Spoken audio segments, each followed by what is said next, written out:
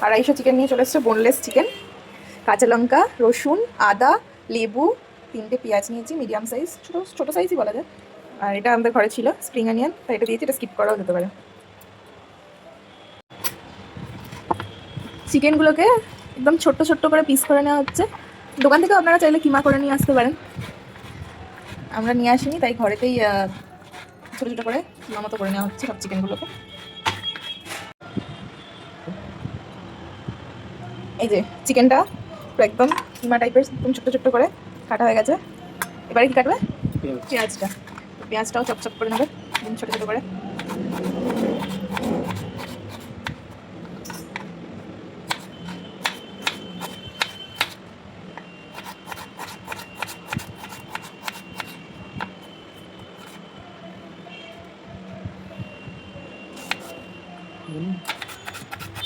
সব পেঁয়াজগুলো এইভাবে কাটা হয়ে গেছে।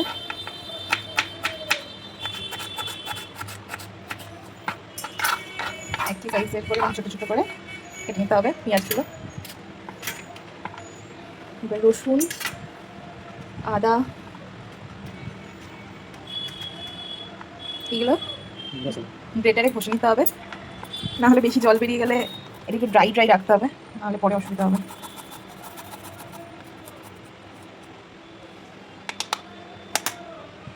করে গ্রেট করে নিতে হবে, এভাবে সব রসুনগুলো আস্তে আস্তে চপ করে নিই, তারপরে গ্রেট করে নিই। এবার আদাটা গ্রেট করে নেবে সেমভাবে।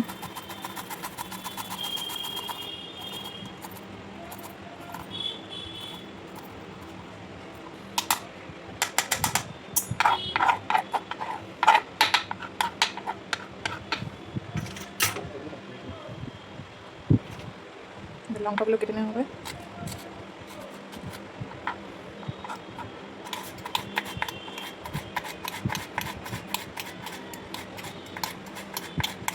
এবার সব লঙ্কাগুলো কেটে নেওয়া হবে।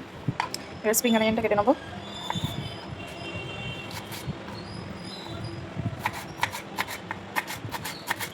সরু সরু ছোট্ট ছোট্ট করে কেটে নিচ্ছে, বুঝতেই পারছো।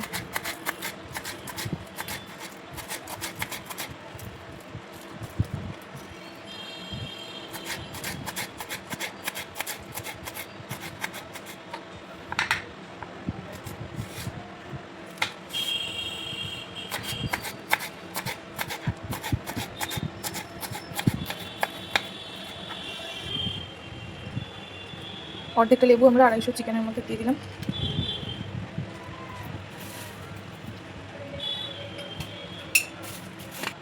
স্বাদ মতন নুন দিয়ে দিতে হবে।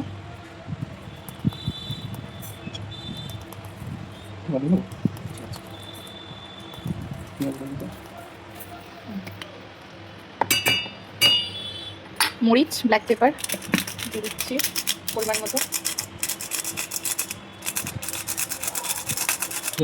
মরিচ দেওয়া হয়ে গেছে। এবার এক এক করে কাটা রসুন, যেগুলো গ্রেট করে রাখা ছিল, রসুন, আদা, পেঁয়াজ, কাঁচা লঙ্কা, স্প্রিং অনিয়ন, যে যেরকম ঝাল খাবেন সেই অনুযায়ী লঙ্কা দিতে হবে। সবটা একসাথে মিক্স করে নেব।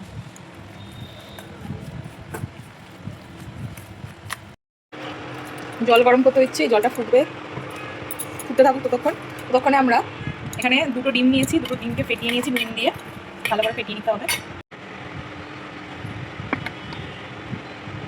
পরিমাণ মতো একটু ময়দা, শুকনো ময়দা নিয়ে নিয়েছি, তাদের একটু নুন মিক্স করে নিতে হবে, তাদের একটু নুন মিক্স করে নেওয়া হলো। এবার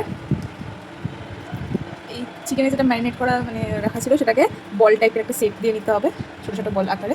তারপরে একটা ফার্স্টে নুনটা মিক্স আছে, এই ময়দার নুন দিয়ে ময়দা যেটা রাখা ছিল তার মধ্যে বলটাকে একটা জাস্ট কোটিং করে নিতে হবে, নর্মাল কোটিং এরকম। তারপরে এটাকে ডিমের মধ্যে আমরা চুবিয়ে দিলাম, নাহলে কোটিংটা অনেকটাই পাতলা হয়ে যাবে। আবার এটাকে ময়দার মধ্যে দিয়ে দিয়েছি আমরা, আর একটা কোটিং করে নেবো।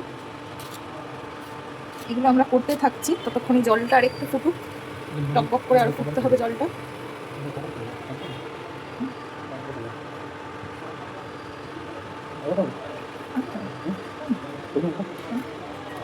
আরও আরেকবার ডিমের মধ্যে বলটাকে চুবানো হলো, ময়দার প্রলেপটাকে আরও আরেকবার আমরা এইভাবে 3বার করে নিলাম। আমরা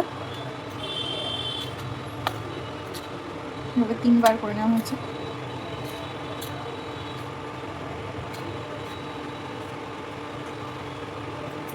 জল আমাদের টকবক করে ফুটতে শুরু করে দিয়েছে।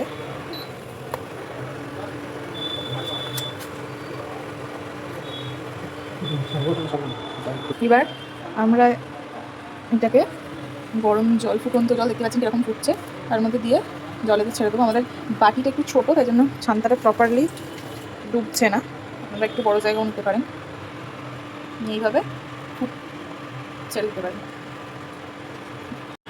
রেডি করছি।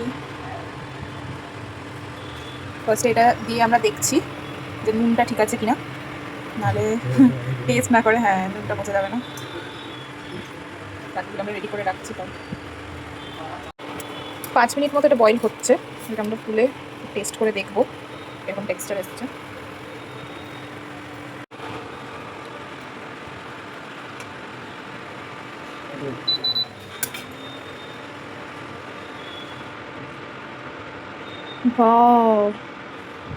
দেখতে তো দারুণ হয়েছে, খেয়ে দেখা যাক কেমন হয়েছে।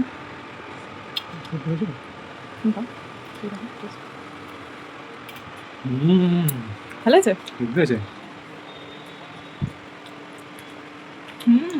হেভি হয়েছে, ওয়াও মোমোর মতন হয়ে গেছে, জুসিলা জুসিলা টাইপসের, হেভি হয়েছে।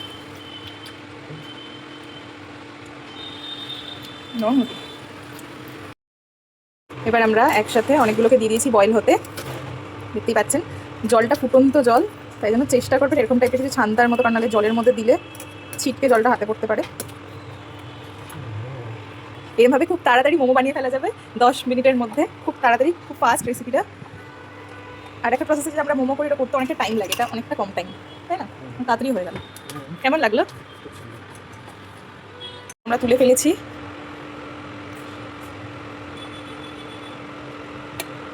দেখতেই পাচ্ছি